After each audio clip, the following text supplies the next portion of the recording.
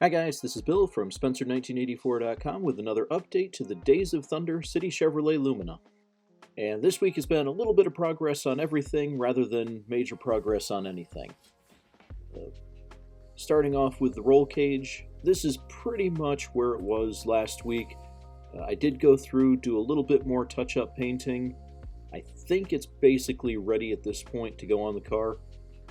Obviously the dashboard, the pedals, the braces, all of that have to go in, but I want to wait until it's on the chassis before I do that. And speaking of the chassis, as you can probably guess by the clothespins, still got some glue drying on this. And, went through, did all the painting of the swing arms, the rear end, and then found out that it didn't quite fit together the way that I thought it was supposed to. So I went and relieved a little bit in here and both of these braces, and that got it to sit down where it felt like it was supposed to. I still don't have the rear arms glued in. I got a little bit of flex there, and I'm not going to do anything about that quite yet. So what I want is a nice strong bond right here in the middle, and then once I've got the body on, I can dial in the exact stance that I want for these. And going top side, front end is looking not too bad. That's really the biggest thing that I've been working on that, getting all the suspension components together. And taking a look at the body, I started doing some work on that by filling in the skirt right here.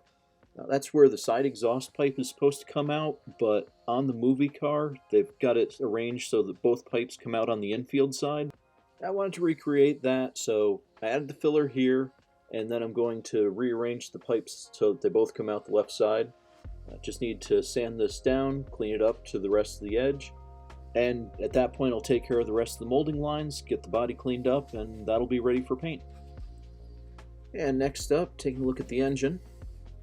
And I did this in all metallic colors. Got the basic block done in a lighter silver. The pan is done in a dark, almost a satin black. Bell housing and transmission are a couple of different colors. This kit has the heads, the intake, and the valve covers all on the chrome parts tree, and normally I don't care for that, but they're satin finish, so kind of okay here. I did have a problem with the assembly getting the fuel pump in. The notch that it's supposed to fit in was not big enough, so it was making the oil pan sit kind of lopsided, so I had to open that up a little bit. And that's just kind of how this whole build has been going. There's been a lot of weird little things that needed extra work. Case in point, the oil tank was cast in the same satin chrome as the engine parts, so I figured, hey, great, I'll just use that as is. But it had this huge wad of material right there on the face of it. And I started cleaning it up, and I'm like, you know what, I'll just save the rest of it for the video, just to kind of show what I've been working with and how I've been fixing it. So, you know, start out, just sand that smooth. It'd be nice if the camera was focusing on what I'm working on, but that's okay.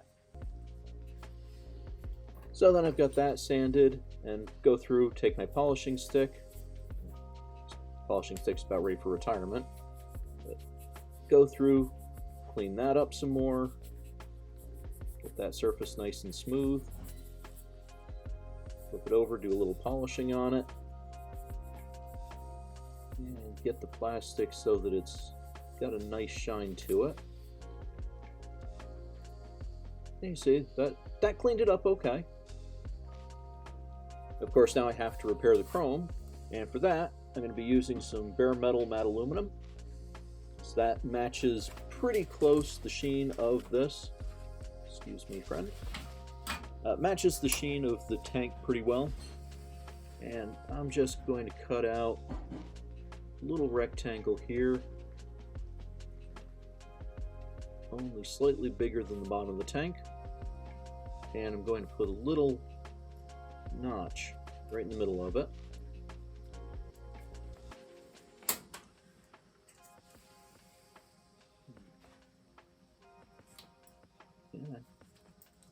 And take that up. Get my oil tank.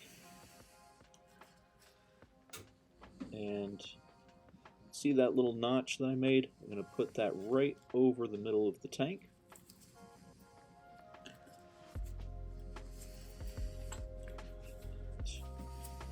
Okay. There we go. Okay, get that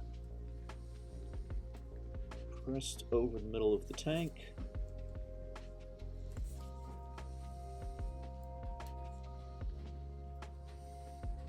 And then I've got a toothpick, go around, burnish that down.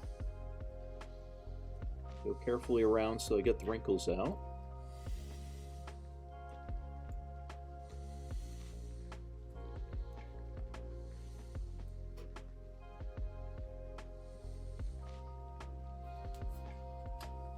And once I've got that pretty close, I'll go with my scissors and just trim off that bit of excess all around the edge.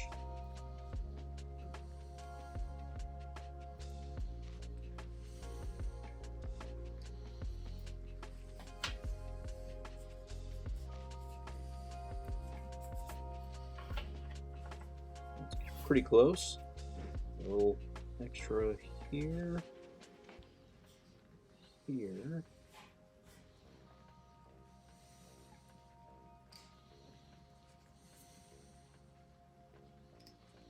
Alright, so that's looking pretty good. The last thing, I'm going to take a piece of paper towel and just give that a little polishing. And that'll get the last of the wrinkles out of it and make sure that it's nice and flat to that polished plastic that I took care of earlier. And any larger wrinkles that are still in there, I just hit with the toothpick again, clean up the edge.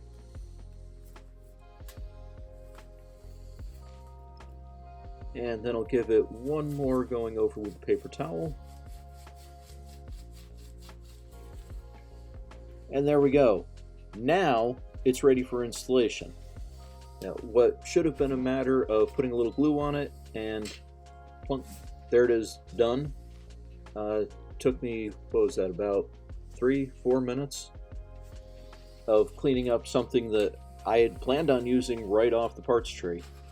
So, yeah, it's definitely a kit that requires extra attention. I won't say it's a bad kit. It's definitely not by any stretch, but it does need extra attention in a lot of places. So that will do it for this week. I am going to continue working on the body, the chassis, the engine. Hopefully start getting some paint on that body, because we are running out of 2025 here. But I will have another update for you next week. You can check back then, and thanks for watching.